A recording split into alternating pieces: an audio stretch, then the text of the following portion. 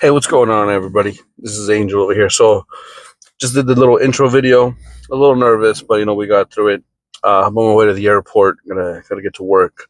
However, I did want to cover a couple of the different little tad bits about starting your garage. So, as you're starting, you're gonna start realizing that there's a lot of information out there. And there's a lot of people that are really smart, that are really good at what they do, and they're professionals. They're the best of the best, and they have hundreds and thousands of followers, and I learned from them. Honestly, I mean, I would not have been able to get even to where I'm at now, which is not too far, but by not listening to them, watching their videos, putting it on replay. But I'm going to give you some little pointers here on what I would do 100% of the time. Okay, I'm going to do 5 things I would do again for sure, and 5 things that I would not do, that I would avoid completely. Okay, first thing. Okay, if you have the space, okay, you definitely want to have a TV on in your garage, okay, for a lot of different reasons. Better than a tablet, better than a phone. If you have access to a spare TV, doesn't even have to be a smart TV. I didn't have a smart TV. I actually found the TV. My neighborhood had a neighborhood, uh, I guess, a trash pickup where everybody puts up old lawn chairs and stuff like that. And guess what? Somebody had a TV out there, a 50-inch TV. I think it was missing the cord. I have a box of cords, plugs, things like that, and I call it my electrical box. Plugged it in, TV turned on, had no remote. That's fine. But it turned on. I could hear the sound, so I'm like, hey, I'm halfway there. I had an old Fire Stick that I thought was not working. It was a USB little. It was the wall outlet to it. Got a new little wall USB to it. Plugged it in. Hey, it worked. But I have a TV in my garage, hooked up to my Wi-Fi. I'm able to listen to music, which is awesome. That definitely makes things go by a little bit smoother when you're there 2, 3, 4 hours working on a project. And you can find anything on YouTube. I go in there, I look at videos, and I look at different ways of people doing things. I rewind, pause, play. When I travel for work, I download the videos. I watch them in the plane. Look at I look at the way somebody does the same thing about 3 or 4 different ways, and then I come up with my way that I could possibly do it, and then I move forward. So definitely, if you have access to a TV, that is a must. Second, okay, don't try to buy. For me, I'm speaking for myself. Okay, this is what I would do again. It's better to have mediocre brands, you know, to the best brands, but have different types of tools. It's really hard to cut a piece of lumber, with a handsaw. Like a big piece of lumber, having an actual, hand. Excuse me. The right equipment. Yeah, having the right equipment.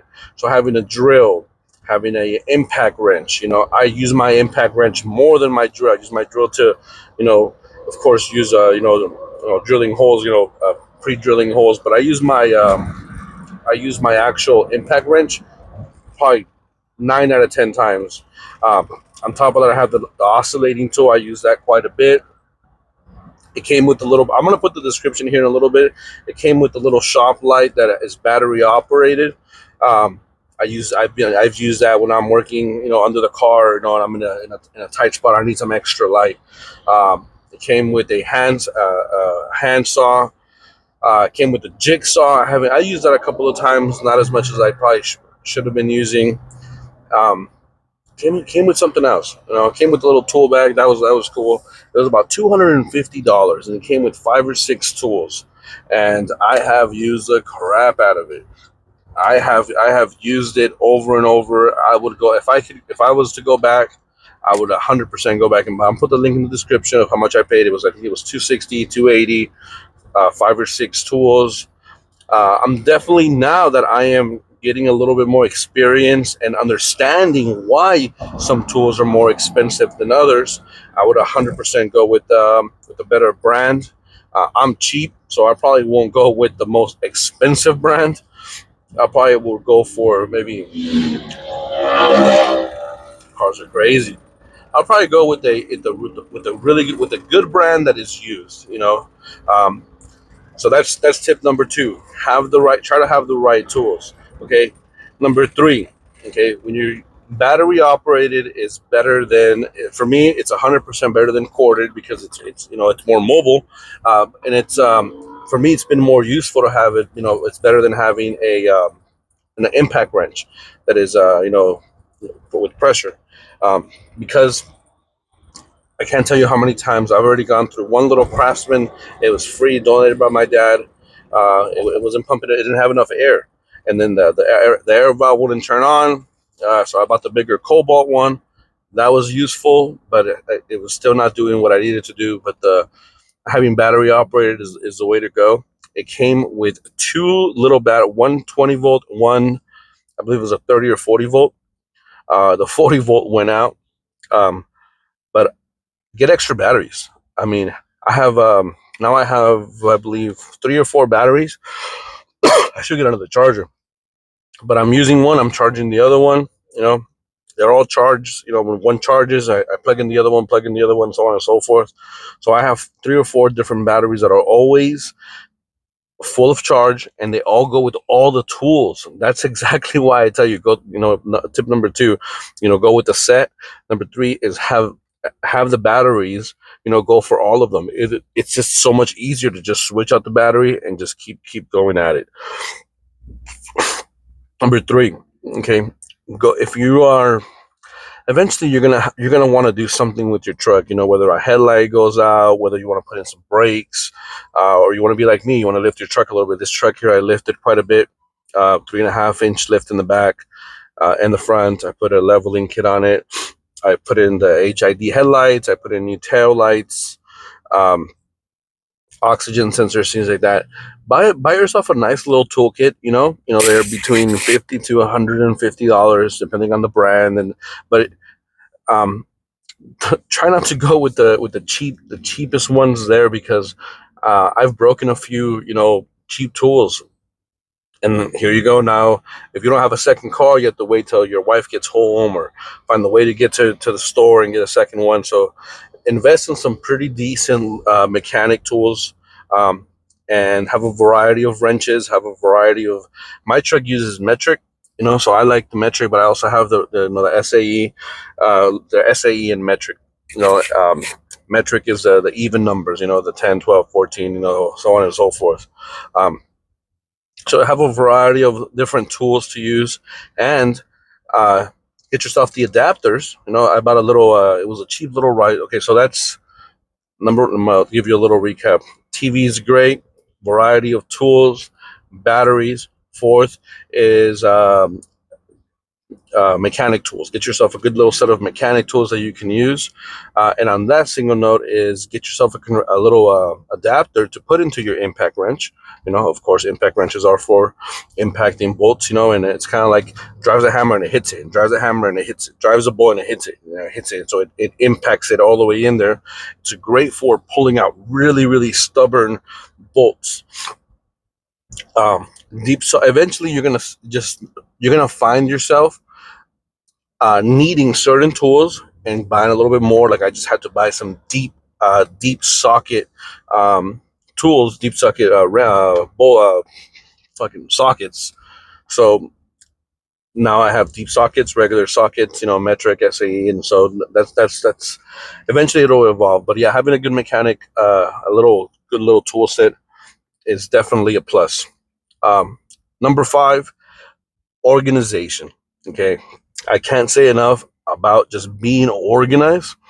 Okay, have a bin for your electrical. So this is the way I did it. I have a bin for electrical cords. I have all the cords, plugs, um, you know, all anything that has electricity and cords. It's all in there. I have one for plumbing. I have PVC pipe, PVC adapters, PVC glue. I have everything to do with PVC in another bin. So if I need to find something, it's in there. I have small little bins, and I have one for electrical, and I have my multimeter in there. I have my wire cutters, wire strippers, everything that has to do with wiring, say a stereo, or wiring. I had to wire when I was doing my headlights. I couldn't find the short on it. It was a $30 multimeter, so that was great. So organization is key. I have a little compartment for just my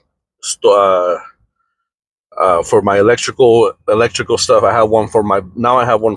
I have a little kit, and I have one for my machine bolts. Those are the bolts that are at the end cut off. They don't drive in. Those are for screwing in, more like for mechanical work, or screwing two things in together. I have one for my actual screws. Wood screws, drywall screws, short screws, long screws, washers.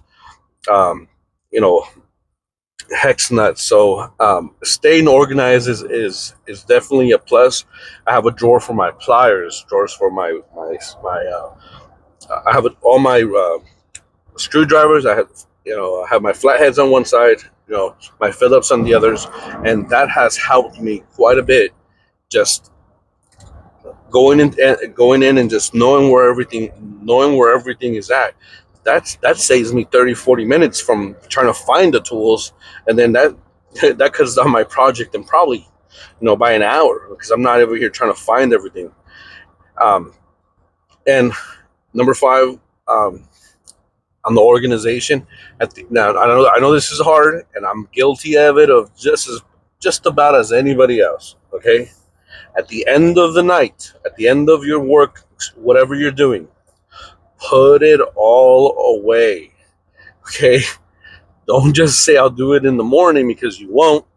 Okay, and then if you don't do it the next time you go in there, you're gonna have to try to find where everything is at. Everything is gonna be scattered, and you're gonna find yourself in the same exact position that you left in, not knowing where anything's at. So at the end of the night, I've made it a point. I put everything back in its place. I wipe everything down. I sweep everything up. My compressor, I have a little blower. I blow all the dust off, sweep everything, put the trash into the trash, and then when I go in there, done. Everything's done. I go in there the next day doing a whole different project. Everything is organized. Bada bing, bada boom, like they say right up in the Northeast. But yeah, those are my top 5 tips that I definitely would do. I'm actually gonna do another section of this. I'm gonna cut this one right here, of 5 things I would not do. Okay. But yeah, like I said earlier, if you guys are liking these videos and this is bringing some type of value to you, it's saving you some money, saving you some time and hassle, or maybe just giving you some ideas. Leave a like, subscribe, send me a message. Give me ideas. Let's learn together. You know, the longest journey starts with one step, right? So just let's all work together, and then nobody knows everything. So let's help each other grow. And until next time, see you guys.